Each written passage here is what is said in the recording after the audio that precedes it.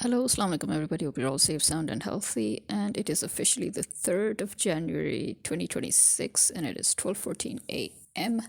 Lots of things are going on the political front, lots of things are going on the geopolitical front, but I'm not going to comment on them because you can already see everybody's exposing their behinds as we read about it and as we think about it and as we actually just look at them. For example, we can all see that once again, America and Israel are attempting an upheaval in Iran. Once again, even though they had already assassinated the previous Irani leader, apparently that wasn't enough for them. So they're trying once again another unsuccessful upheaval in Iran. And on the other side, you have Saudi and the UAE, who were supposed to be on one page in Yemen, suddenly now on two different pages and colliding with each other. And Pakistan, well, Asim Munir deserves it right now, being sandwiched in between the two. Yeah, kudos to you, mofo, kudos. And so here we are, as always. The more we as Pakistani people want to be out of the sandwich, the more our army leaders, I'll say army leaders, but seriously, anybody from within the army who has the misfortune to become a leader always ends up doing the same stupid thing. Now, not everybody is cunning and clever enough. Everybody seems to want to praise. Actually, Asim Munir is paying, or his PR, the ISPR are paying people on different fronts to, praise Asim Munir for his for him being so smart and clever. But the truth is, he's sly and he's cunning and he's still very stupid. Because you want to see clever?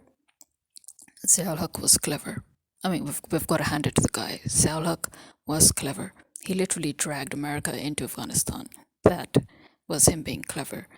Musharraf was very clever. He utilized everything within his power. He was very clever. The fact you know somebody's clever when they're doing something without you even knowing, like Rahil Sharif and Bajwa. Extremely cunning, extremely clever, and very, very sly. Very, very smart. You literally did not even know what they were cooking until they cooked and burnt everything and threw us all into the mix. So yeah, that is being smart. When nobody even knows what you're doing, that's smart. This idiot, anything but smart. But anyway, so let's move on. I actually have a few things that I think are more important in everyday life to talk about, although I'm sure, again, that I've talked about it in my previous podcasts. Speaking of previous podcasts, there was, I thought I was, for years now, but especially throughout this year, I've been attacking the boomers, as you know, talking about how that generation is not leaving us alone and they've become completely leeches and parasites now, that they have ruined our whole generation and everything. And it seems finally it has gotten into the brains of Gen Z, so much so that there was a Gen Z who wrote this article, and Dawn was it, or Express, and then it was deleted. And because it was deleted, a few big vloggers decided to showcase it, and that made it massive. But seriously, when I went through it, first of all, I thought somebody had just transcribed one of my podcasts, and then I was like, "What? Excuse me," because a friend had shared it. So I was thinking my friend was actually going to talk about one of my podcasts, and that he was transcribing it.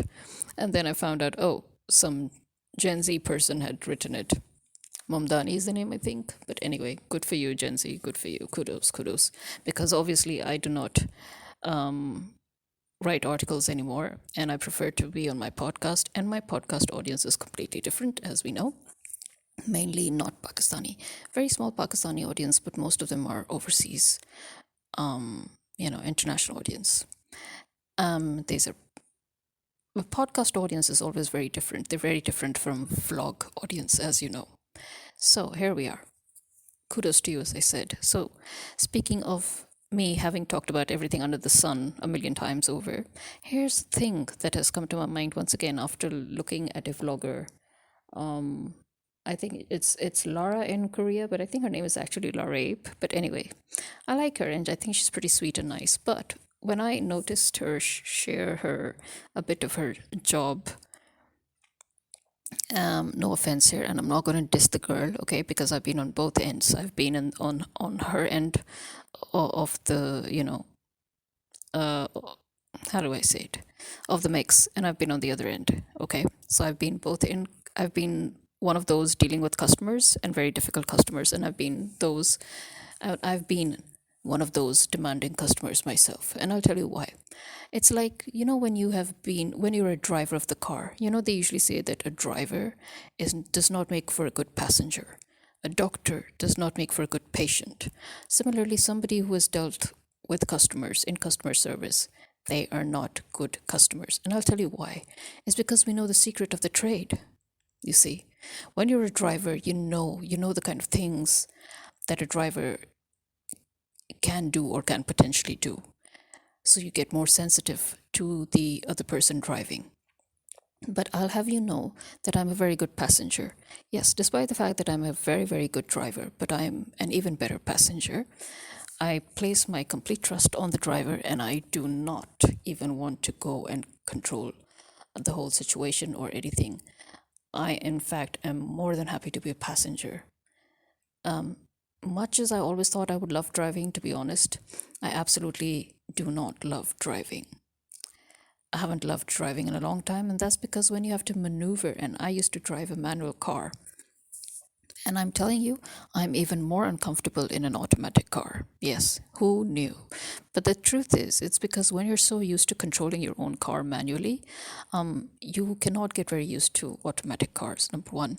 Number two, I always drove a small car. So whenever I'm told to go onto a bigger car, I'm not happy. Because when you have a small car, it has more advantages than you think, especially again when you're maneuvering around traffic. So when it's a manual car and it's a small car, you have full control, right? But at the same time, it's also more and more tedious. When it's a manual car, it's very tedious because in a place like Lahore, where the traffic is nuts, and thanks to Nawaz Sharif and Shahbaz Sharif, the once ideal canal road is now the worst road traffic wise ever. And driving is a nightmare. Driving in Lahore is a nightmare. It's a veritable nightmare. And if you have a manual car, then you're basically 99% of the time having your foot jammed against the clutch. And as I've talked about this in one of my older podcasts, as a result of that, my leg that used to be jammed against the clutch started violently trembling. This is something that anybody and everybody who has driven manual cars in a place like Lahore, where it is always, always filled with traffic and, heavy traffic and lots and lots of traffic jams and everything, they would know what I'm talking about. Even if there's no traffic jam, the fact that you are in traffic is enough for you to constantly ram down the clutch. So when you're constantly stressing your left leg against the clutch, and then you have to ease the clutch, as you know, you can't just leave the clutch suddenly. You always have to ease out. You ram the clutch, but you have to ease out in order to when you change gears and you have to accelerate. So the point is that your leg is literally gone. Yeah, it's half dead because it gets prone to violent trembling and shuddering, and then you have to be you get even more tensed because you're now afraid that you might lose grip, and that you might suddenly lose grip over the clutch and your car will jerk and stop. So your whole body is extremely tensed when you're driving a manual car. But the advantage of a manual car is that you're in full control, and the biggest advantage is if you have a small car, then you're in complete control because you can just weave in and out, and you don't have to care about the cars behind you because there's nothing for them to hit. unless they ram against your own car. You don't have a big bonnet behind. You don't have that big dicky with, yeah, I said bonnet, sorry. You don't have the big dicky behind. All you have to care about is the bonnet ahead. So yeah. So what I'm saying is that I'm actually a very good passenger, and I'm okay with anybody else driving a car. But number two, as a customer, because I have been on the other end as in customer service, it was one of the jobs that I really really wanted to experience, because I feel that if I did not have that hands-on experience, I wouldn't know what people normally every day are always talking about. So that was a very essential experience for me as a writer and as a student to have. And I noticed that it really is an art. I mean, normally I'm supposed to be the most controlled person, the person. I was famous as a teacher, even for somebody who never lost control. And I have dealt with completely weird ass situations as a teacher, as you know, when you're teaching kids, when you're teaching teenagers and everything. So I was known as the person who never lost her calm. And I've been known as a person who works well under pressure, because actually I don't get pressure. When there's pressure, that's when I'm at my element, you can say, because I don't feel pressure. I only feel pressure if it's something that I don't want to do and I'm being forced to do it, if you know what I mean. And that is if I'm putting myself in pressure, in other words. Otherwise, yeah, there's no such thing as pressure for me. So yeah. So even when I was working in customer service, the thing that people actually, the management, the thing that they always found the most surprising about me was I worked very, very calm under pressure. In fact, when there was no pressure is when sometimes I would probably not be very understanding towards a customer. But when I'm under pressure, or when the whole situation, the whole caboodle was under pressure, then I was the one that worked with speed and quietly and efficiently. And, whereas everybody else was just having, kittens. So, point being, the reason why I found myself becoming a difficult customer is because I have noticed how in customer service people deal with customers, and not because I've been one of them. So I realized that there are many things that I've seen people in customer service do. And I've seen how when they talk to customers, and I can understand that it can be very annoying, it can be very aggravating when the customer seems to refuse to understand what it is that you're trying to explain to them. But on this side, on this part, I would always be with the customer, and I'll tell you why. The reason why you know what you're talking about is because you're trained. You're trained to have that knowledge. You're trained to have the understanding of how things work. If everybody else was supposed to have that exact same knowledge, you wouldn't be needed in the first place. You need to understand your role here. People in customer service, because they usually tend to also brush it off, because to them it's a part-time thing. It's like a part-time gig for people like us, for students. We're like in there just for the heck of it. Just to have some extra cash money, or to have some experience, or to have some potential growth in the industry, or whatever. People have many reasons, but most of them are basically, at the end of the day, the whole point is that it is just to pass the time, and it's temporary, and it's not something that they're considering as part of their career, right? So one thing I noticed in my role as customer service was that I need to have full grasp of what it is that I need to explain to the customer. And so I have a problem with those in customer service who, they keep that tone, they keep the polite tone.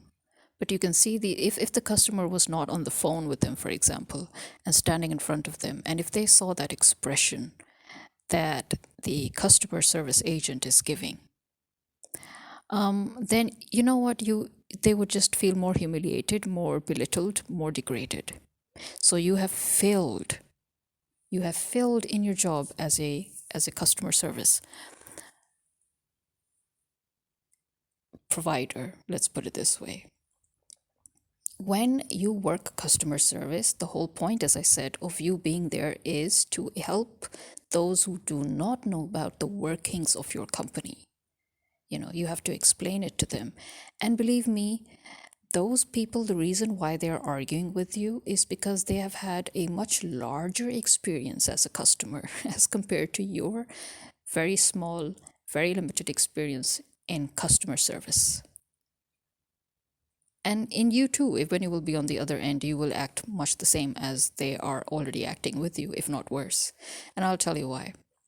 Yeah, one would think that if you've worked at the customer service industry, then you would become a better customer yourself, because then you have more empathy for those agents in the customer service. But again, because you also remember how your fellow agents or you yourself might have behaved towards the customers, or how you thought of them when so now you will feel yourself on that end too, and you would think that, oh, the other person now, while you're a customer, the person on the other end is probably treating you in that same way as if you're a fool. And that will annoy you, because you're going to think, I have been in customer service. Does he think I'm a fool?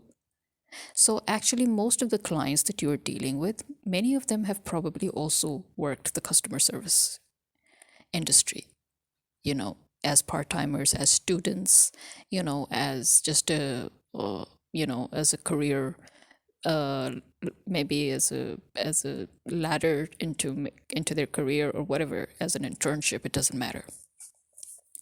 So remember that when you're dealing with a customer, that they might have also been, or most probably have also been, in a similar job as yours. So they know the workings.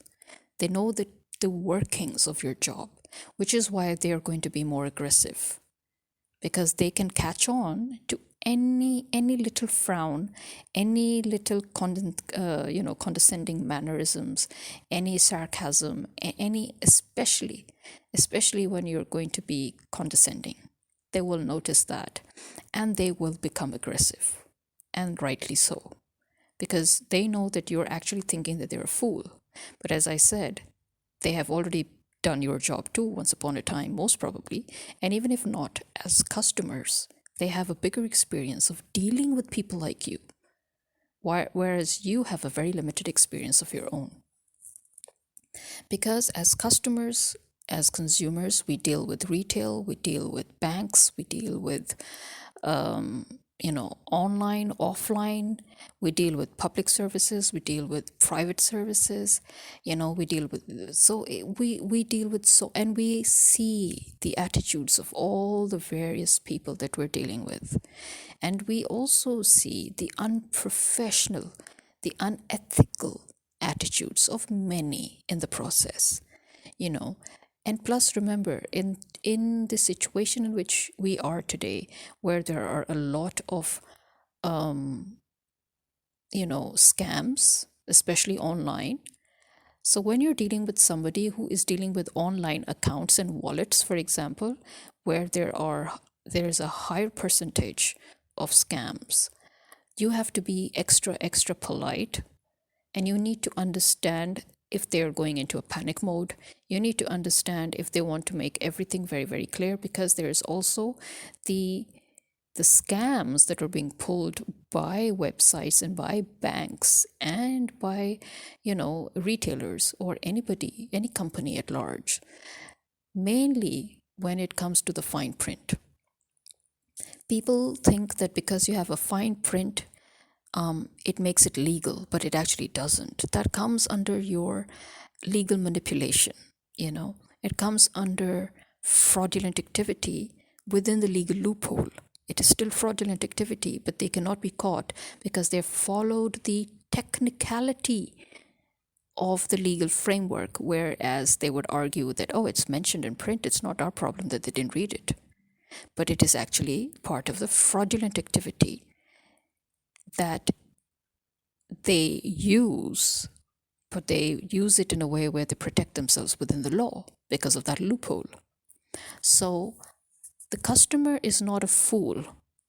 If the customer is going to raise suspicions, doubts, concerns, it is your duty to understand where these doubts and concerns are coming from, and you need to ease those doubts and concerns. If you're going to act all condescending and your tone is polite, but your face is all condescending, it still comes through and it comes across, even if you're on the phone. And that will just piss the other person off.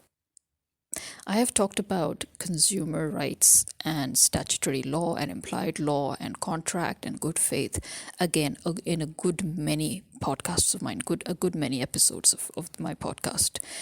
So you really need to understand this, okay? Just because you're a driver doesn't make you better than the person who's sitting next to you because he's also a driver. And just because you're in a customer service doesn't make you better than the customer you're dealing with because he is dealing with 1,000 times more than you are and of your kind. He's dealing with your kind much more than you yourselves.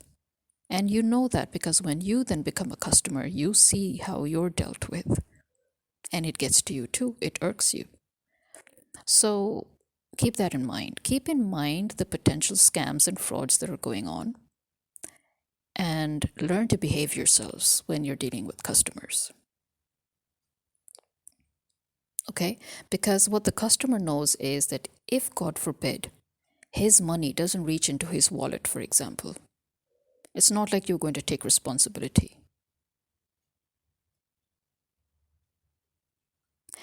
Yes, if you're an international company, you will probably take responsibility. But nowadays, the way things are going, the way governments are wrapping things up, the way they're prepping for war, the way companies are now noticing how there are more and more laxes in law and order situation, especially depending on which country they're dealing with, then yes, the companies will also stop taking responsibility because they know that there's nobody there that's going to catch them.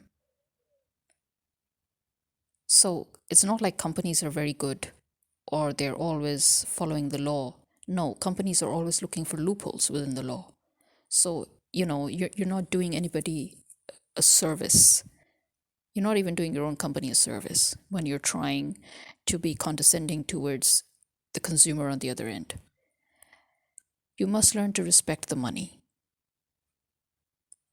Good faith is all about respecting, and it's also about respecting the money of the other person. The other person is trusting you with his hard earned money, and he has every right to question the ins and outs, the workings of your company in which he is investing in.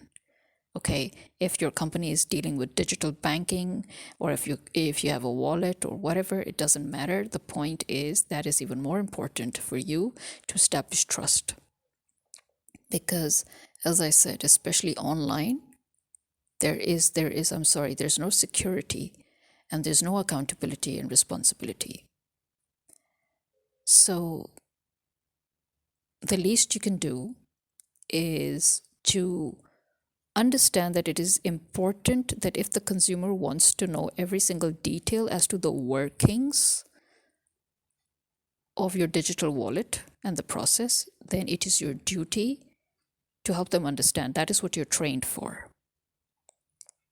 And again, in any other situation that you are in customer service, you have to understand that the customer has the right to know about the product that person has bought from you and the product that person is using and the money that he has invested in your product has to be put in good faith. It has to be brought forward that you have respected the fact that he's put his hard-earned money into investing into your company or into your company's services or into your company's products. And you need to learn that. So, yeah. I think I have done multiple podcasts on this, but I see that the people are still, the problem is that people have lost the depth, the meaning, the purpose behind that cliche that the customer is always right. They've lost the meaning.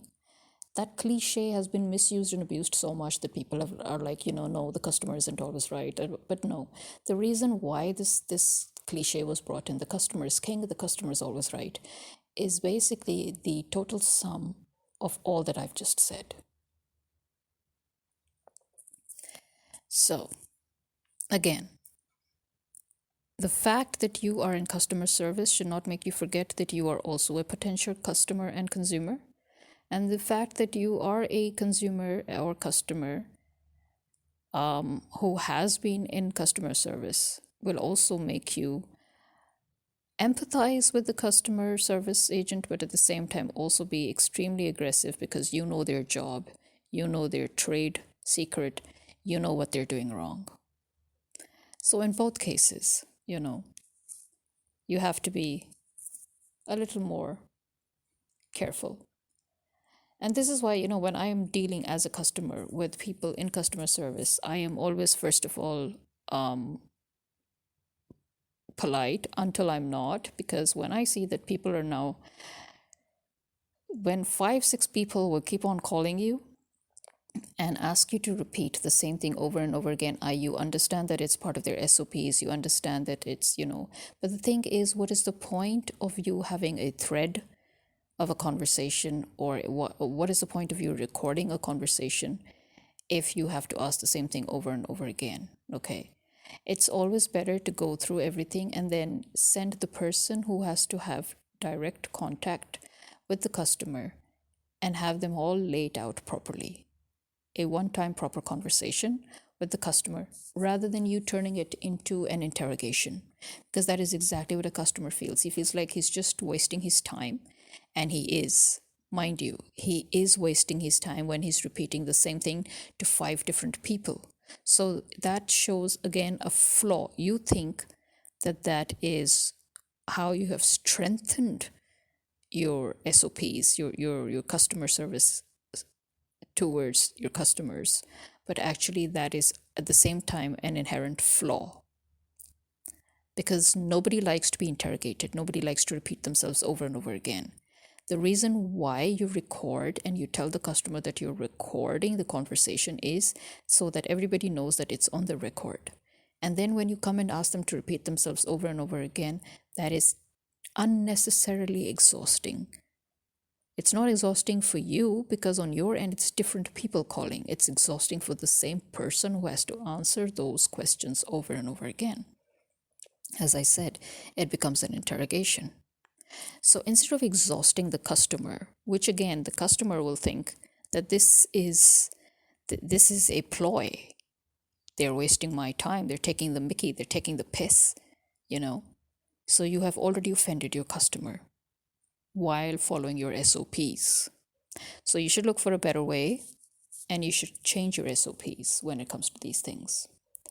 Well, these are the little things you need to look into. And this is me signing out. Khuda Hafiz.